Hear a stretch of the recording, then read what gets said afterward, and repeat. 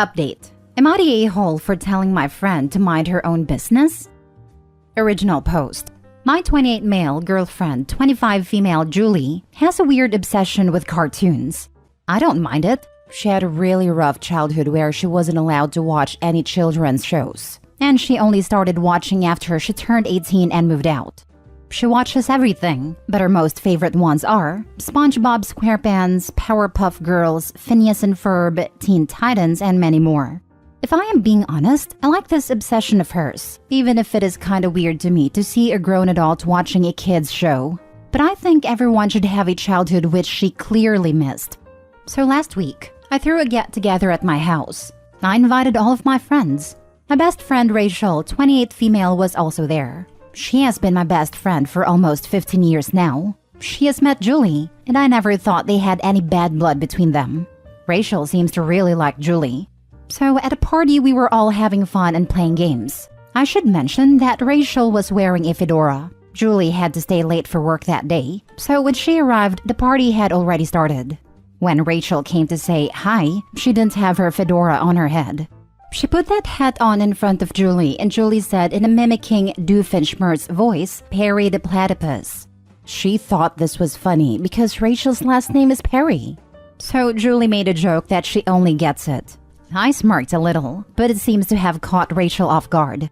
And when Julie went inside a room to change, Rachel, in front of everyone, told me my girlfriend was rude.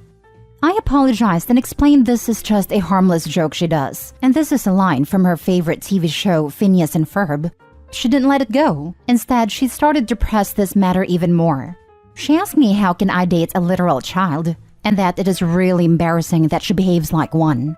I told her that's just how she is, but she doubled down and told me she finds it a little creepy that I am dating someone whose brain hasn't developed after 8 years of age. I find it a little offensive because Julie is very smart and works in a STEM field. Rachel also made some odd and hurtful comments seeing my girlfriend's plushies and doll collection. When I tried to defend Julie, Rachel would just shrug and say, "I am your friend. I know what's best for you." She said I shouldn't date someone so immature like Julie, and I am better off with someone more mature. I told her to mind her own business, and that what Julie likes is none of her business. My dating life is my choice, and she should stay the heck out of it. Rachel was giving me and Julie cold shoulders throughout the party. Then later that day, she messaged me and said she could not believe I was such a jerk to her because of my girlfriend, and that I am throwing away our friendship because of her. She hasn't talked to any of us. Julie made plans with Rachel to go on shopping, but Rachel just said she is busy in a text and hasn't contacted her. Julie is sad too because she was excited for their shopping spree. I didn't tell Julie about our fight because she adores Rachel. She would be crushed to know what Rachel has said about her. I am wondering if I went too far. Now for the top comments before reading the update. Does Rachel have a candle for you? Plenty of my adult friends have stuffed animals and watch cartoons, and they're tax-paying adults. My friends are mainly in their 30s, and watching cartoons is genuinely the social norm for us. And there's actually no clearer or stronger sign of immaturity to me than being weird about someone's childish interests. It always comes off as overcompensating. Yes, love me some cartoons. Everyone I know that I consider smart likes cartoons. She's judgy and jealous. Also, Phineas and Ferb is amazing. Your girl has good taste. Rachel has a crush on you. I don't think so. She has had boyfriend before, but none of her behavior seems like she would have a thing for me. The sniping at your girlfriend followed by, "I know what's best for you." Dude, she might as well have painted it on a sign. That is toxic girl code for, "I want you to value me more than her." As an older woman and in the education field, I see this every single day. She likes you. The mature woman she thinks you should date is her. She's jealous, and it is eating her up. She will continuously find things to complain about her girlfriend or mock. She will always tell you that it's because you deserve better, etc. I see this every single day with my students. Anyone who says they know what is best for you needs to take a huge step back. This is your life. You are happy. Let her know that she gets to give an opinion, but when you tell her you're happy, then she needs to stop. Your girlfriend isn't coming between you. Your friend thinking she knows best about your life is coming between you. Now for the update. Hello everyone. Not much has changed. I did talk to Rachel about it. I explained it to her how rude she was. I did tell my girlfriend why Rachel was upset, but Julie was not mad. Instead, she was very apologetic. She said if she knew Rachel would be upset of her little joke, she would have never said anything. She wants to apologize to Rachel. I tried to explain she has nothing to apologize for. She didn't do anything wrong. Instead, Rachel was the one who overreacted. But Julie put her foot down and invited Rachel on a dinner. Julie said sorry. She told Rachel about her childhood, about how her parents were strict and never let her have toys or let her siblings watch cartoon because they were academic nuts who thought those things were too distracting. Julie even cried while telling some of the stories. One of which was when her father beat her because he found a book of Harry Potter under her bed. She escaped that place after she turned 18. Rachel was good and apologized as well. She said she didn't know Julie had such rough childhood, and she was so insensitive towards her. I thought this was it, that Rachel had finally learned her lesson. But when the dinner was done, Rachel took me out to talk privately. She said she is now 100% sure Julie's not right for me. I asked her why, and she told me Julie has a lot of trauma, and I shouldn't be the one to carry the burden. She thinks Julie's past is going to be a problem if we ever have kids. She might start abusing them too. I got angry and told her Julie's nothing like that. She is sweet and kind. She has been going to therapy because of her childhood trauma, so she shouldn't be too hard on her. I even asked if she was jealous of Julie. Rachel did fumble on her words while saying no. But we got into an argument, and in the end, I told her I want some space from her. She has no right to dictate who is right or wrong for me just because she got it right 2 times. She always had problem whenever I dated someone. She has no right over me in my life. Rachel started crying, so I called an Uber for her and didn't say a word beyond it. Now Rachel won't stop calling me. She was blaming Julie for ruining our friendship and even accused her of being a cheater. I told Julie about the whole argument. She cried a lot because she never wanted her little joke to escalate so far. But she agreed Rachel went too far. Rachel sent some very hurtful messages to me about Julie. I didn't tell those to her. Julie has also blocked Rachel. She got angry too when she heard Rachel thinks Julie would also become an abuser. Also, to those people who said that Rachel never liking my ex is a red flag, well, she has good reason to not like them. Before Julie, I had 2 serious relationships before. My first ex cheated on me. Rachel warned me about her, but I brushed it off. My second ex was very controlling and toxic. When we broke up, she slashed my car tire. That's why I sort of think Rachel has good intuition about people. But not this time, because I know she is wrong about Julie. And Rachel always had something to say whenever I wanted to date a girl. Even if she turns out to be right about Julie, I do think Rachel is just too involved in my personal life.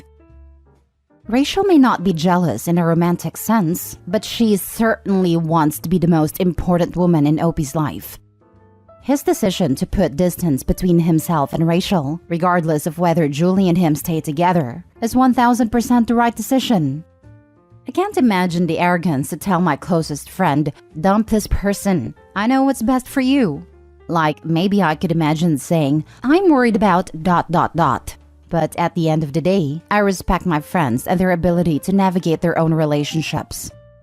I've had to be the bad guy and tell a friend that I think they're moving too quickly, or point out some glaring red flags I'm seeing with someone they're dating. But I've never tried to break someone up. Rachel isn't looking out for Opie. She's just jealous she's no longer the #1 girl in his life. Julie's joke didn't escalate the matter this far. Julie's joke didn't escalate anything. Rachel was just looking for an excuse to have something against Opie's girlfriends, and found one in a simple normal joke. Nothing Julie said was bad or inappropriate or weird.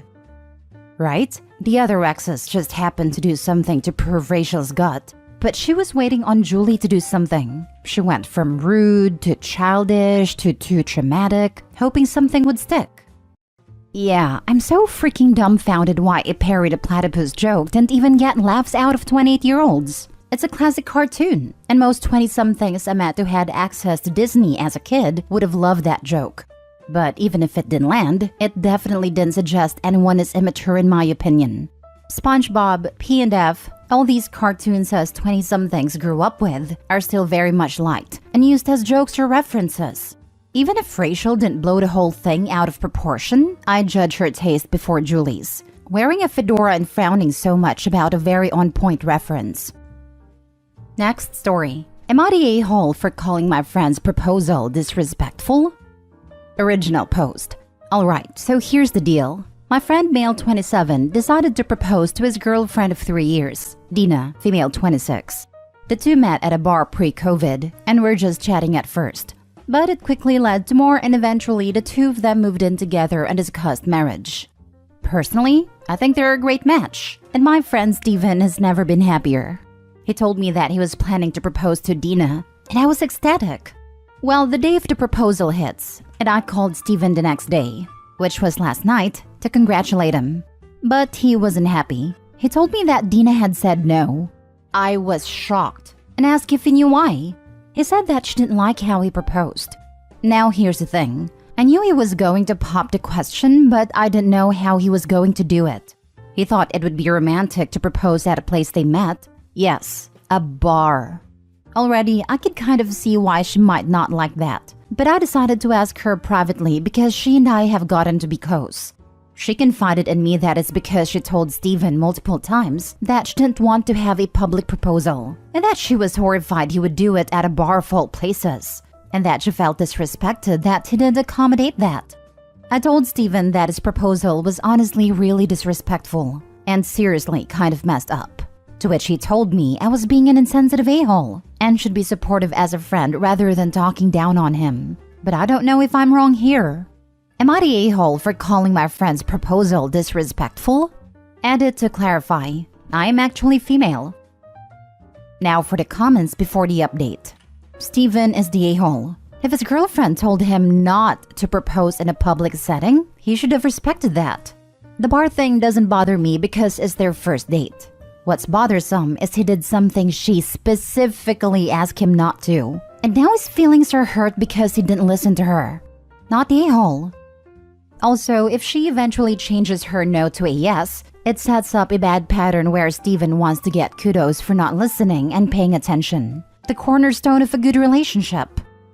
This is so true. I'm stuck in a toxic living situation with someone with full-blown NPD, the covert kind, or I wouldn't have ended up there. And he does this all the time.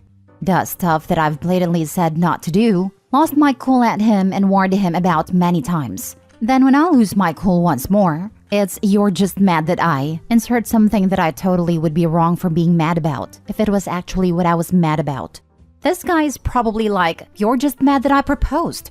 Not a-hole. Good on you for not taking your friend's side just because he's your friend. He sounds manipulative, and the people on the receiving end of manipulation always need outsiders, assuring them that they're not crazy.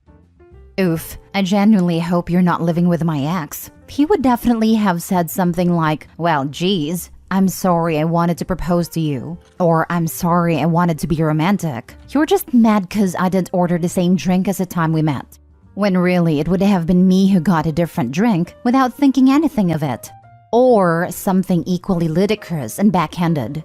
And then absolutely anyone but him would be insensitive for not agreeing with him. I hope you gain the resources you need to unstuck yourself from that. Internet strangers are rooting for you. Not the a-hole. He's the one who's not listening to what his partner is saying. It's the same as like guys buying their girlfriend gold or silver rings, but they bought the wrong one. Like gold for their girlfriend who only wears silver. It shows a lack of caring and attentiveness on a very basic level. Like you should know your girlfriend's preferences. Now for the update. Update for those who ask. This whole situation played out far differently than I expected. I didn't know that Steven had a Reddit, and he saw everything. All of this. He confronted me about it, and while he was ticked off that I aired their dirty laundry, he did end up thanking me for posting it, because it gave him a different perspective. So thank you, commenters. As for their relationship, Dina and Steven are still living together. Sort of. Dina was upset over the whole event, and has spent the past couple days mostly at her parents' house, and then working it out with Steven at night. Dina said she's working on forgiving him, but mostly has been bothered that her wishes weren't met. At this time, they are not engaged, and Dina has no plans for that anytime soon. I did tell Steven that if they stayed together, I would help him plan a proposal in the future. The three of us live in Florida, and we're all relatively close to a beach. So I suggested to Steven the next time he proposed, he do it in the evening at a beach or somewhere private without a lot of people or noise.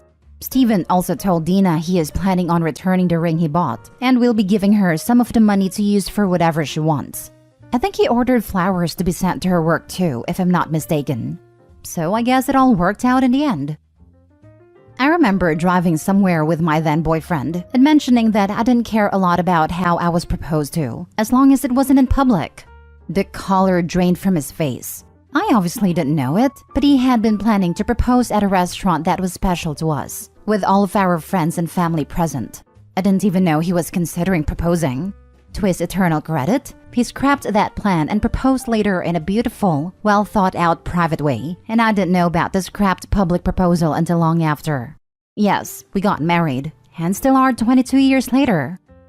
Haha, when I first read this, I thought you were driving to the proposal when you said that. Good on him for changing the plan. Steven was really angry I'd aired his dirty laundry, so here's the rest of the story. Lol. I hope they were able to find a proposal that made them both happy. It would have been so easy to get what they both wanted to. He rents out the bar so they're alone, pops the question, celebratory drinks, calls friends and family that are on standby and have a party. Why is it so hard for people to freaking listen to their partner? Especially with something as emotional as a marriage proposal. Me? I'd love a public proposal. As long as the public wasn't inconvenienced by it. I'm not the least bit shy. But plenty of people wouldn't like that at all. Like Opie's girlfriend. Honestly, I'd have a pretty hard time moving forward in a relationship where my direct and clear expectations for something that big were ignored. What else would be ignored? If my partner can't handle a straightforward request like no public proposal, I would wonder what else will be disregarded and take a hard look about smaller things that I ignored because it didn't seem like a big deal. I told my ex I would say no to a proposal if he asked my father for permission/blessing. He got very agitated and said he had to because otherwise it was disrespectful. I figured this was a pretty clear indicator of my future.